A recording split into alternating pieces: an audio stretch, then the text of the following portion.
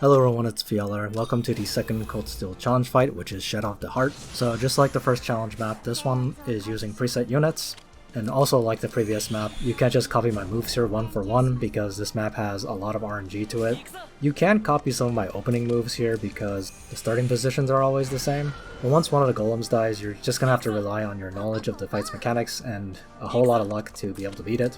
Now if you have the Clock of Forgiveness, this is a pretty easy fight I think. You should be able to clear on your first try. But if you don't have the clock, I think you're in for a pretty frustrating experience. I do this clear without the clock, just to show it's possible. But this is just one of those fights where even after you have completely figured out the mechanics of the fight, you just need to restart it over and over until you have the RNG go exactly the way you want it to in order for you to actually win the fight.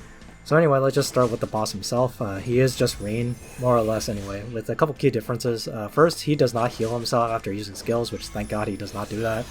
Second is that he activates his permanent ogre mode when he's below 40% HP instead of when a number of units die. The exact amount of HP he needs to hit before he goes into permanent ogre mode is 45,487.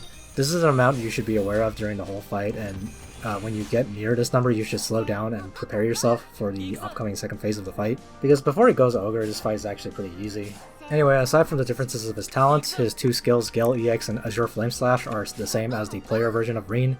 He also has a passive that reduces his cooldowns by 1 every time he ends his turn, and he will also reduce his cooldowns by 2 if he hits 3 or more enemies with an AoE. So just from that passive, the way to deal with this fight on a basic level is pretty obvious. You should just spread out. However, you're going to see me do at a couple points in this fight just baiting AoEs with only 2 units. Now what this allows me to do is of course to burn his cooldowns. Generally speaking, when I'm baiting, the skill I want him to get on cooldown is Azure Flame Slash because that is the more dangerous one. It's also the one with the longer cooldown because Gale is back up a lot more often.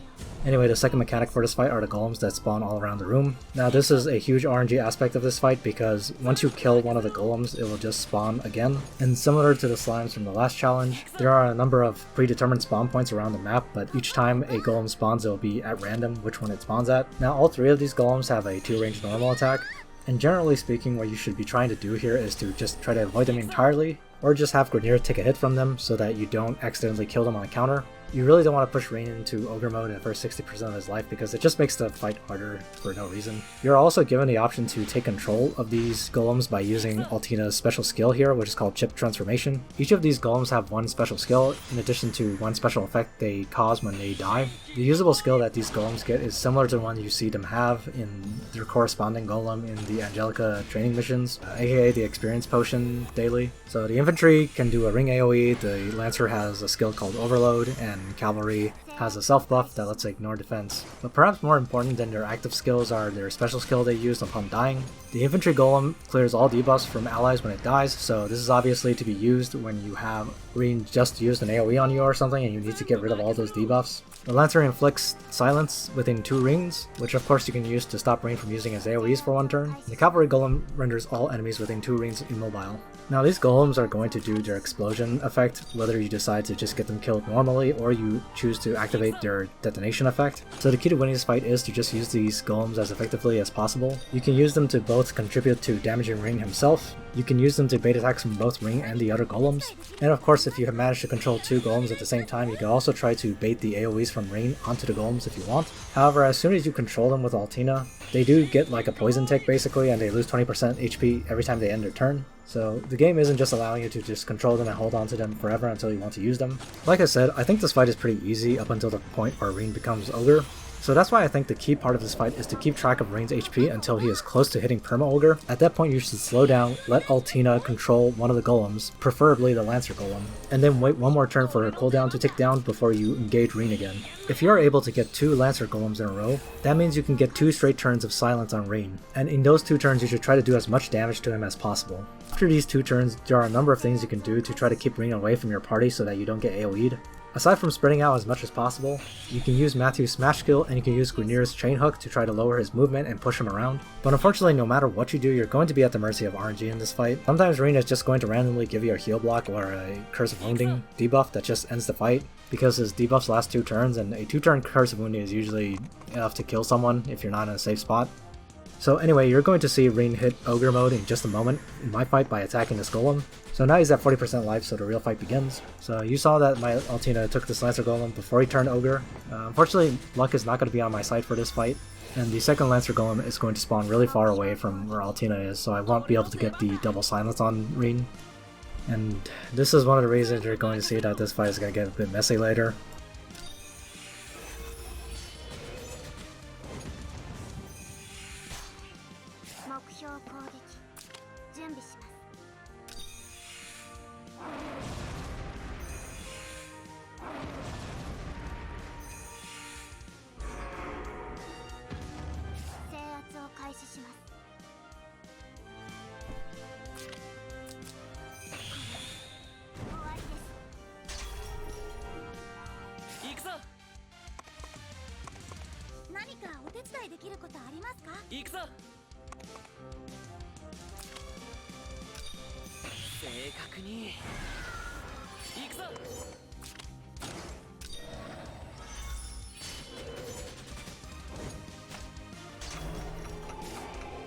So right here my Matthew gets Cursed Wounding because of course he does.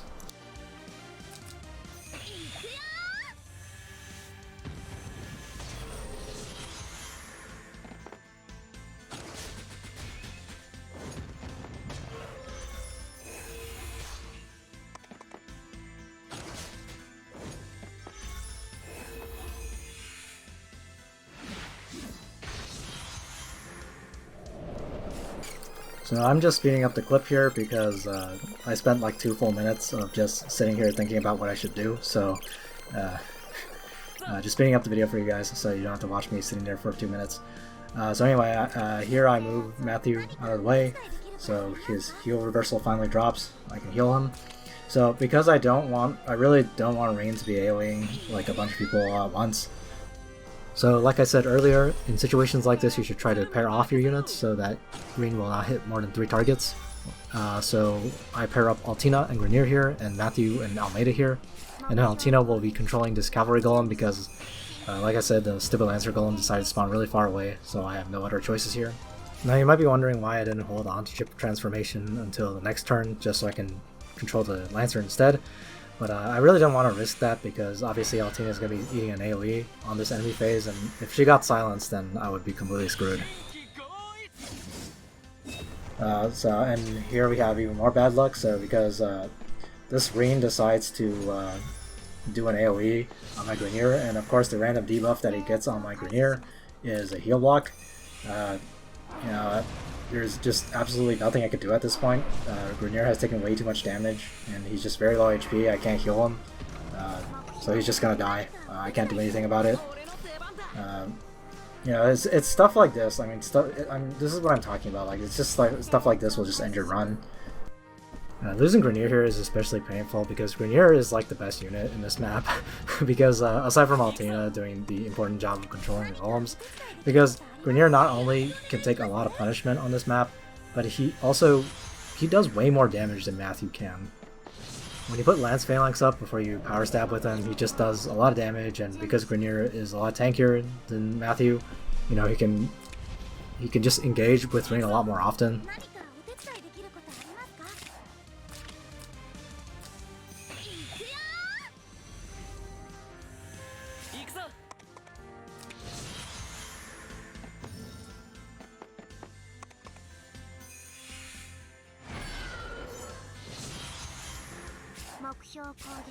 So since I have lost my tank and the star DPS in Grenier, the only thing I have left to do is to try to kite him around and try to play keep away, because none of the other units can tank him at all. Matthew is very, very frail on this map, and once Rean is in ogre mode, as mentioned, he gets range counter on this map, so you cannot safely attack into him anymore with Almeida or Altina either.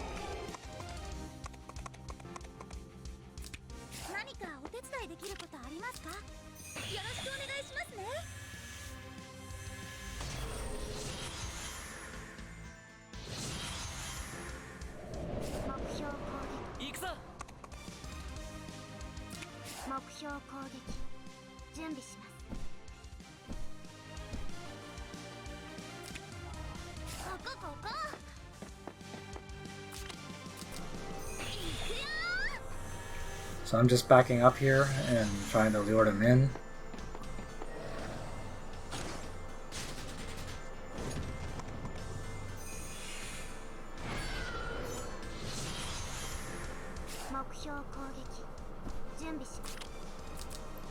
So once again, I am able to get the cavalry golem under my control.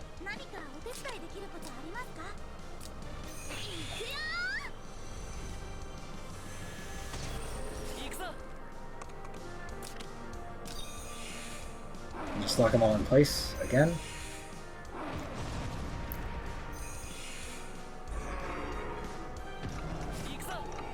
Unfortunately, Matthew has none of his cooldowns, so I can't really attack again.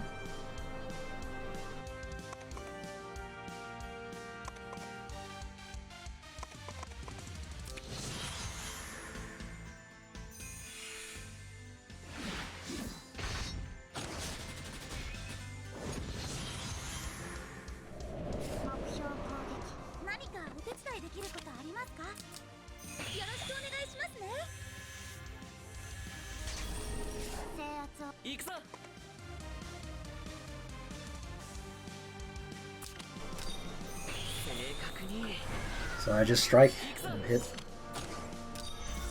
Rean again and try to just doing as much damage as I can.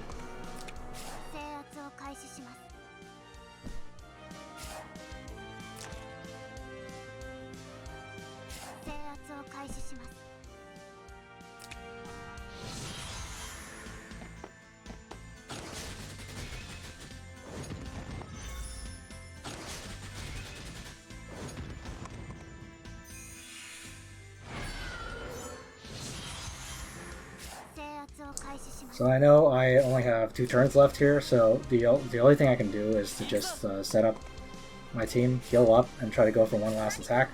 And you're going to see that this actually does take out Rean.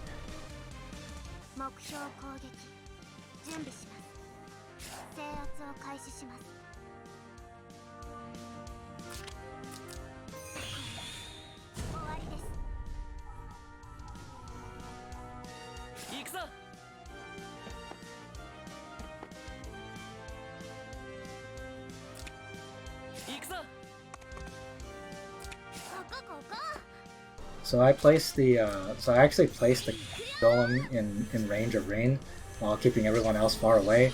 What this does is like it will make Rean just a single target attack him. You know, obviously this has 2 functions. First is to just like lure him in a little bit more, and second is to do some counter damage. And of course, at the same time, I will also do the silence debuff.